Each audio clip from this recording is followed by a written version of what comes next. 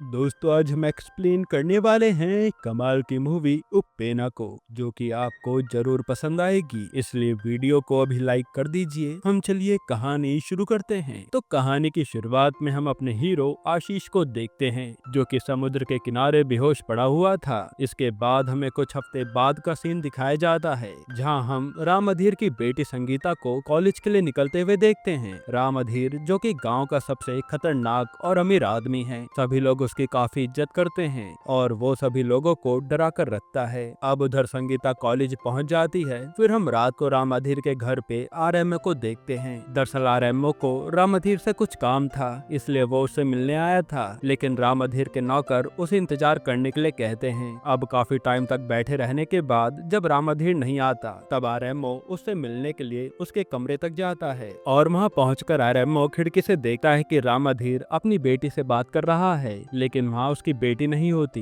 ये देखकर वो हैरान था कि आखिर ये किससे बात कर रहा था। पर जैसे राम अधीर देखता है कि आरएमओ उससे चुपके से देख रहा है, तब वो उसे काफी मारता है। यहाँ आरएमओ बोलता है कि मैं आपके काम के लिए आया था, लेकिन राम अधीर उसकी एक भी नहीं सुनता और कहता है कि जब बात मेरी इज्जत पर आती है तो मैं किसी को नहीं छोड़ता। फिर यहाँ हमें पता लगता है कि जो राम अधीर की बेटी संगीता है, वो काफी दिनों से गायब है और आज सुबह संगीता को जो कॉलेज छोड़ने की बात की जा रही थी, वो सब एक ड्रामा था, जिससे गांव वालों को पता न लग सके कि राम अधीर की बेटी कहीं गायब है। इसके बाद कहानी शिफ्ट होती है कुछ महीने पहले, जहां हम कुछ मछुआरों को राम अधीर के गांव में देख पाते हैं, जो कि मछली पकड़ने के लिए समुद्र में आए हुए थे। अब ये जो मछुआरे थे, इन मछुआरों के बीच दो टीम बटी हुई थी। कुछ मछुआरे एक गाँव के थे तो कुछ मछुआरे दूसरे गाँव के, और इन दोनों गाँव के बीच शर्त लगी थी कि कौन सबसे ज्यादा मछलियाँ पकड़ेगा। तब पहले गाँव के मछुआरे काफी सारी मछलियाँ पकड़ते हैं, वहीं दूसरे गांव के मछुआरे ये देखकर जल जाते हैं और वो गुस्से में उनका जाल ही काट देते हैं। इसी वजह से दोनों गांव के मछुआरों के बीच में झगड़ा शुरू हो जाता है। दरअसल जिस गांव वालों का जाल काटा गया था, उसी गांव में रहने वाला आशीष था। तो क्या होना था, वो भी उसी झगड़े में शामिल हो जाता है और सबको काफी मारने लगता है। अब झगड़ा करते हुए उसे याद आता है कि कॉलेज की बस आने का टाइम हो चुका है, इसलिए वो फटाफट घर पहुंचकर तैयार होता है और निकल जाता है। हालांकि आशीष कॉलेज में पढ़ता नहीं था, बल्कि वो तो सिर्फ अपनी क्रश संगीता को देखने के लिए कॉलेज जाया करता था। संगीता जो कि रोज बस से ही जाया करती थी और आशीष भी उस बस का पीछा किया करता था। आशीष को संगीता बचपन में ही पसंद आ गई थी और वो तभी से उससे प्यार करने लगा था। वही संगीता ना तो आशीष को जानती थी और ना ही उससे बात करती थी, मगर आशीष उसे हर रोज छुप छुप कर देखता था। फिर हम संगीता की फैमिली को देखते हैं, जिसमें उसके दादाजी, मम्मी और पापा होते हैं और एक लड़का और होता है जिसका नाम सुभाष है। वो राम अधीर के रिलेटिव का लड़का है और सुभाष की गंदी नजर हमेशा संगीता पर रहती है। वो उसे कई बार परेशान भी करता रहता है और इधर उधर टच भी करता रहता है, जिससे संगीता परेशान थी। इसके बाद हम राम अधीर को देखते हैं, जो कि समुद्र के किनारे बैठकर मीटिंग कर रहा होता है। दरअसल वो एक फिशिंग यार्ड बनाना चाहता है, मगर गाँव वाले इसके खिलाफ थे। हालांकि कोई उसे कुछ भी बोल नहीं पा रहा था। तभी एक गाँव वाला हिम्मत करके राम अधीर के सामने आकर खड़ा हो जाता है और कहता है कि फिशिंग यार्ड यहाँ नहीं बनेगा। तब राम अधीर गुस्से में उठकर उसे वहीं खत्म कर देता है और कहता है कि मेरे सामने किसी ने भी आवाज उठाई तो मैं उसका यही हाल करूंगा। दूसरी तरफ हमें राम अधीर की बीवी को दिखाया जाता है, जो कि कोमा में होती है और ना तो वो बोल सकती है और ना ही हिल सकती है, वो सिर्फ देख सकती है। तभी उनके पास सुभाष आता है और कहता है कि मैं तेरी बेटी से शादी करके रहूंगा। साथ ही वो अपनी गंदी निगाहों से उन्हें भी घूरता रहता है। तभी वहाँ संगीता आ जाती है, लेकिन सुभाष वहाँ से जाता नहीं, बल्कि वो संगीता की माँ के सामने ही उसे इधर उधर टच करने लगता है। तब संगीता गुस्से में अपने पापा के पास जाकर कहती है कि सुभाष मुझ पर गंदी नजर रखता है और मुझे इधर उधर छूता भी है। मैं आपको कब से बताना चाहती थी, लेकिन बता नहीं पा रही थी। तब राम अधीर अपनी बेटी की बातों को ज्यादा तवज्जो नहीं देता और वो कहता है कि इधर उधर की बातें छोड़ो और अपनी पढ़ाई पर ध्यान दो। ये सुनकर संगीता उदास हो जाती है और अपनी माँ के पास आकर कहती है कि पापा कभी हम पर ध्यान नहीं देंगे, उन्हें बस अपनी इज्जत प्यारी है। ना तो वो मुझ पर ध्यान देते हैं और ना ही तुम पर, लेकिन उसे पता है कि कभी ना कभी उसके पापा उसकी शादी सुभाष से करवा देंगे। यहाँ वो ये भी कहती है कि वो जिससे भी शादी करेगी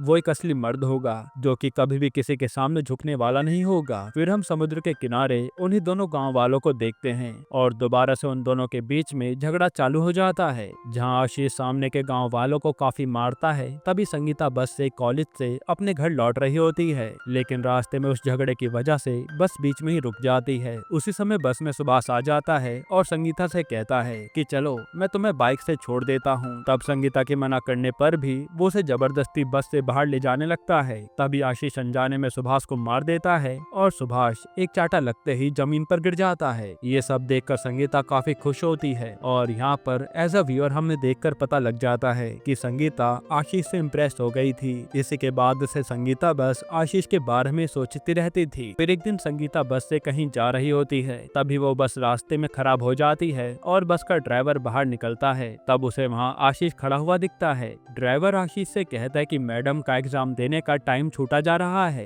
क्या आप उन्हें कॉलेज तक छोड़ देंगे। ये सुनकर आशीष खुश हो जाता है। इसके बाद आशीष संगीता को बाइक से कॉलेज छोड़ता है और अंदर जाने से पहले संगीता आशीष से कहती है कि मुझे तुम मेरे नाम से बुलाया करो। उसी टाइम आशीष डिसाइड कर लेता है कि वो उसे अपने दिल की बात बताकर रहेगा, लेकिन यहाँ पर एक दिक्कत आ जाती है। दरअसल आशीष गाढ़ शब्द बोलने में अटक जाता था। जैसे संगीता का नाम वो सनीता बोलता था और अपने दिल की बात बताते समय उसे संगीता नाम बोलना पड़ेगा, जो कि वो बोल नहीं पाता। इसलिए वो संगीता को लव लेटर भेजता है। इसके बाद रात को देवी माँ की पूजा होती है, जहाँ संगीता और आशीष दोनों आए थे। तब संगीता आशीष के पास आकर कहती है कि तुमने जो लव लेटर भेजा था वो बहुत ही बुरा था और मुझे पता है कि उसमें जो शब्द थे वो तुम्हारे नहीं थे। तब आशीष कहता है कि तुम शब्दों पर ध्यान मत दो, तुम मेरी फीलिंग्स को समझो। तब उनके पीछे से कोई जा रहा होता है और उन्हें धक्का लग जाता है, जिसकी वजह से इन दोनों की यहाँ किस हो जाती है। उसके अगले दिन से इन दोनों की लव स्टोरी शुरू हो जाती है और संगीता कॉलेज जाने के बहाने आशीष से मिलने जाने लगती है। इसी तरह से दोनों एक दूसरे के साथ काफी अच्छा टाइम स्पेंड कर रहे थे। फिर एक दिन संगीता कहती है कि वो 1-2 दिन के लिए घर में रहेगी, घर से बाहर नहीं निकल पाएगी। जिसके बाद आशीष संगीता से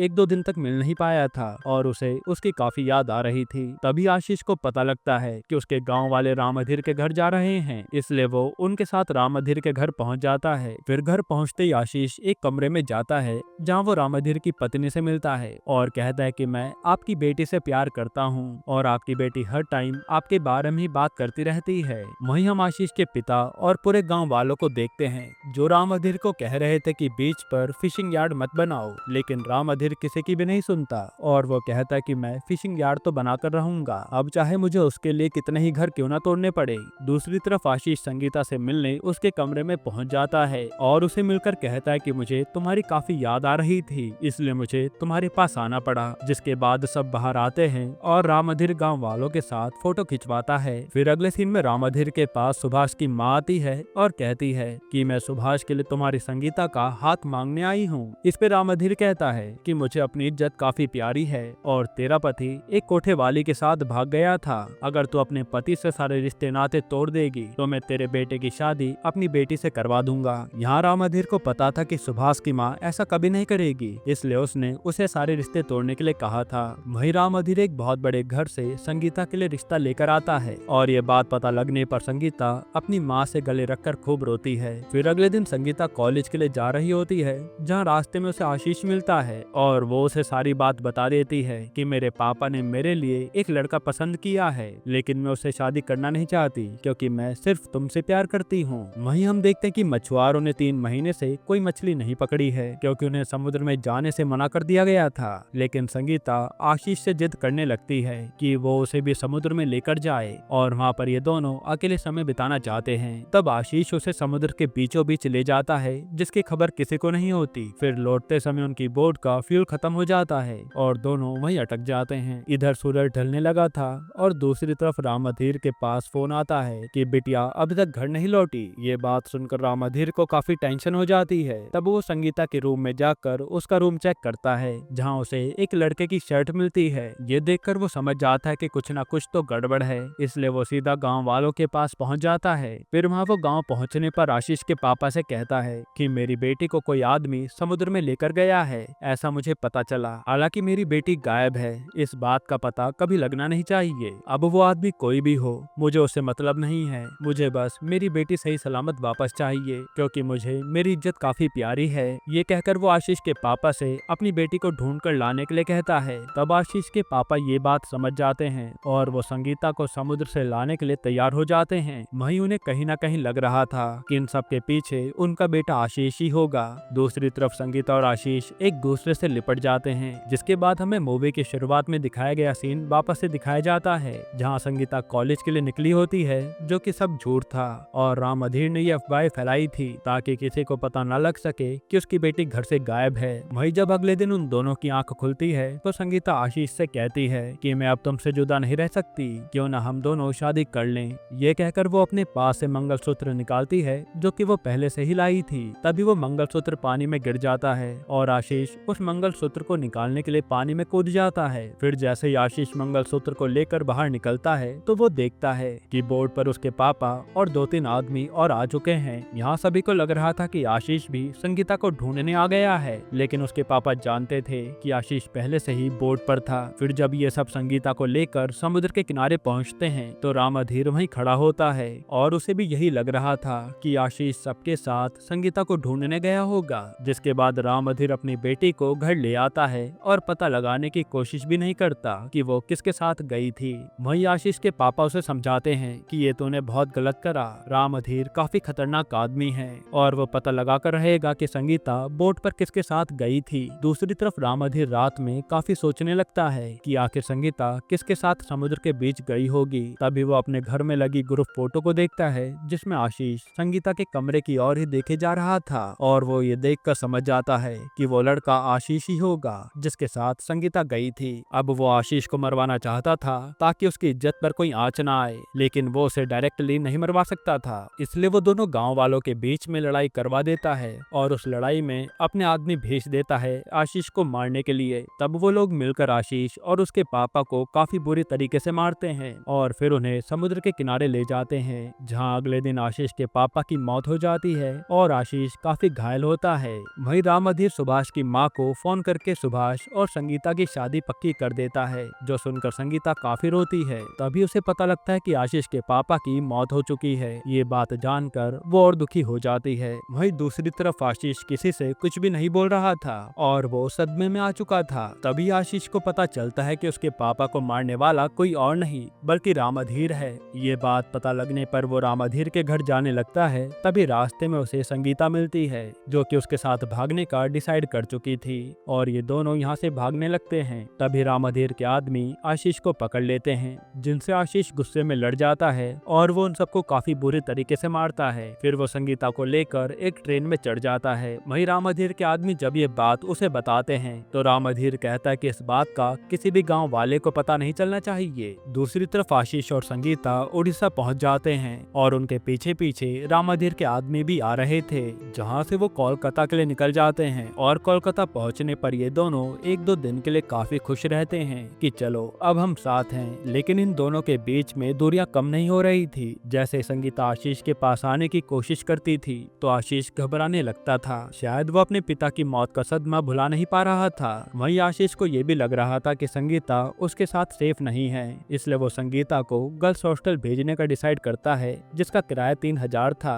अब आशीष के पास इतने पैसे नहीं थे, तभी वो संगीता को उस हॉस्टल में भेज देता है, मगर संगीता ऐसा नहीं चाहती थी। फिर अगले दिन से आशीष एक वर्कशॉप पर काम भी करने लगा था और जो भी पैसे उसे मिलते थे वो संगीता को दे देता था, जिससे संगीता को किसी भी चीज की कमी ना हो। हालांकि संगीता ऐसा कुछ भी नहीं चाहती थी, वो तो बस इतना चाहती थी कि वो और आशीष एक साथ रहें और जो भी दिक्कत आए वो दोनों साथ में मिलकर फेस करें। लेकिन आशीष यहाँ आने पर कुछ बदला बदला सा लग रहा था। कभी कभार तो वो संगीता पर गुस्सा भी हो जाता था। हालांकि अब ऐसे ही कुछ दिन बीत जाते हैं। वहीं संगीता का रो रो कर बुरा हाल हो जाता है, क्योंकि वो ऐसी जिंदगी जीना नहीं चाहती थी। और एक दिन तो वो रोते हुए आशीष को गले लगाती है और कहती है कि मुझे बस तुम्हारे साथ रहना है। तब आशीष उसे अपने साथ ले जाता है और आशीष अपने दोस्त के साथ रहता था, वो भी एक छोटे से कमरे में, जहाँ अब ये तीनों एक ही कमरे में रहने लगे थे। अब संगीता और आशीष कई बार नजदीक आने की कोशिश भी करते हैं, लेकिन आशीष हर बार पीछे हो जाया करता था, जो बात संगीता को अजीब लगती है। हालांकि अब भले संगीता छोटे से घर में रह रही थी,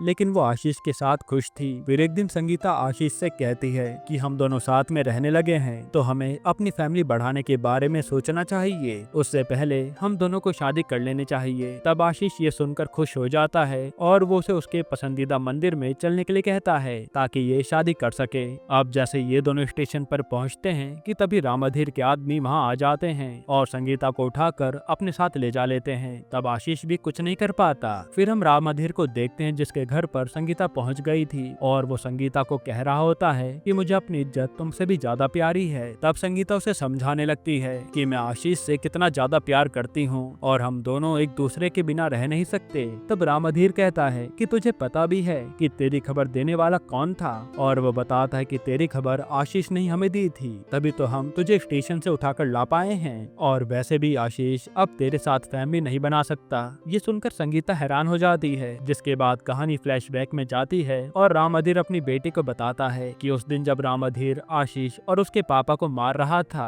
तब आशीष के पापा को मारने के बाद रामधीर ने आशीष की मर्दानगी खत्म कर दी थी, यानी उसने उसका पार्ट ही कटवा दिया था। इसी वजह से जब भी संगीता आशीष के पास आने की कोशिश करती थी तो वो दूर हो जाया करता था। आशीष ने कई बार कोशिश भी करी थी कि वो ये बात संगीता को बता दे, लेकिन वो हिम्मत नहीं कर पा रहा था। और जब संगीता ने आशीष से कहा था कि उसे बच्चे चाहिए, तब उसने उसे रामधीर के घर वापस भेजने का डिसाइड कर लिया था, क्योंकि वो संगीता को वो नहीं दे सकता जो उसे चाहिए था। हालांकि आशीष को इस बात से काफी दुख हुआ था, क्योंकि वो संगीता से काफी प्यार करता था। अब ये सब जानकर संगीता अपने आंसू पहुंचती है और अपने पिता से कहती है कि मैं अभी भी आशीष से उतना ही प्यार करती हूँ और आगे भी करती रहूंगी। ये जानकर भी हमारी फैमिली अब आगे नहीं बढ़ सकती, तब भी मैं उसी के साथ रहना चाहूंगी, तो आप समझ लीजिए कि मैं उससे कितना प्यार करती हूँ। आगे संगीता कहती है कि आपको मेरी कसम है, आपको मुझे आशीर्वाद देकर उसके पास छोड़कर आना होगा, ताकि मैं उसका सहारा बन सकूं, क्योंकि अब उसका इस दुनिया में कोई भी नहीं है। तब रामधीर को ये बात समझ आ जाती है कि उसकी बेटी आशीष के बिना जिंदा नहीं रह पाएगी, और वो संगीता को आशीष के पास भेज देता है, भले इससे उसकी बदनामी क्यों ना हो। फिर संगीता आशीष के पास जाकर कहती है कि मैं तुम्हारे पास वापस आ गई हूँ और अब कभी छोड़कर नहीं जाऊंगी। तब आशीष कहता है पर हमारी फैमिली आगे नहीं बढ़ सकती। तभी भोलेनाथ की मूर्ति के सामने एक बुजुर्ग आदमी के साथ एक लड़की होती है, और बात करने पर इन्हें पता चलता है कि वह लड़की अनाथ है, इसलिए ये लोग उसे अडॉप्ट करने का डिसाइड करते हैं ताकि इनकी फैमिली पूरी हो सके। और इसी के साथ ये कहानी एंड होती है। दोस्तों, ये लव स्टोरी बहुत ही ज्यादा इमोशनल थी। आपको ये मूवी कैसी लगी हमें कमेंट में जरूर बताइएगा, और इसके अलावा आप कौन सी मूवी या वेब सीरीज का एक्सप्लेनेशन चाहते हैं वो भी कमेंट कीजिएगा। बाकी अगर आपको हाल ही में ये कमाल की मूवी देखनी है तो आप ये वीडियो देख लीजिए।